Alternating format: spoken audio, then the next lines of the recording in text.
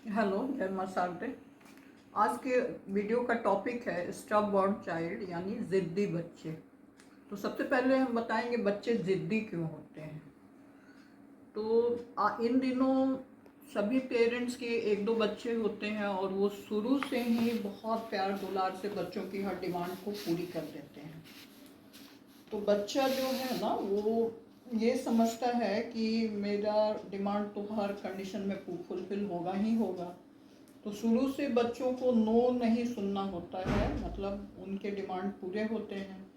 तो धीरे धीरे बच्चे जो हैं वो बहुत सारा डिमांड करने लगते हैं, अननेसेसरी डिमांड भी करने लगते हैं। और उनका डिमांड जब फुलफिल नहीं होता है तो वो डिग्री में मतलब गुस्सा दिखाना, रोना, चीज़ों को पटकना, ज़मीन पे लौटना स्टार्ट कर देते हैं। तो धीरे धीरे बच्चे जो हैं वो जिद्दी होने लगते हैं।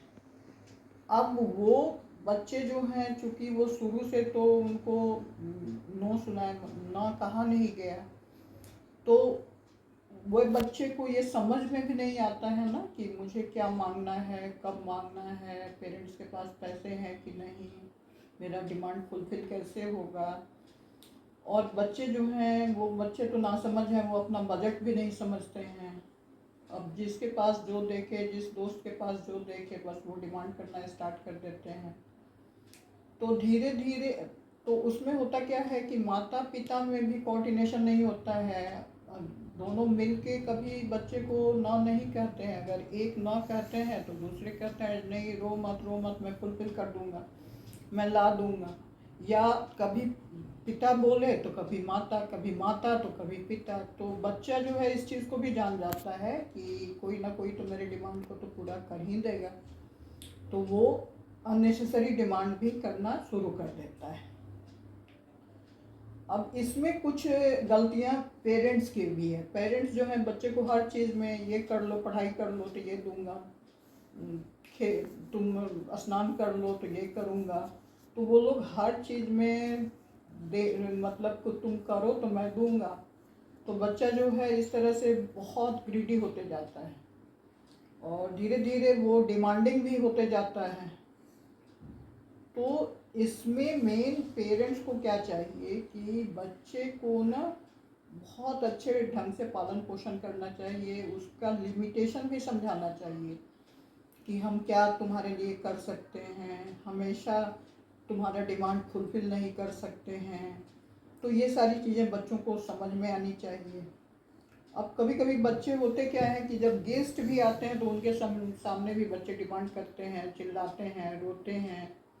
तो पेरेंट्स जो हैं जल्दी में उनको लगता है कि तौहीनी होगी तो वो जल्दी जल्दी डिमांड पूरा कर देते हैं। तो बच्चा इसको हथियार बना लेता है, जब भी घर में गेस्ट आए तब वो रोना रोना शुरू करता है। तो मेन है कि पेरेंट को इसको ईगो प्रॉब्लम नहीं बनाना चाहिए, क्योंकि ये सारी चीज़ें तो सब घरों में है, सब बच्चों में है। तो फिर ये ईगो क्या है कि उन्हीं का बच्चा स्टब बॉर्न है या उन्हीं का बच्चा जिद्दी है।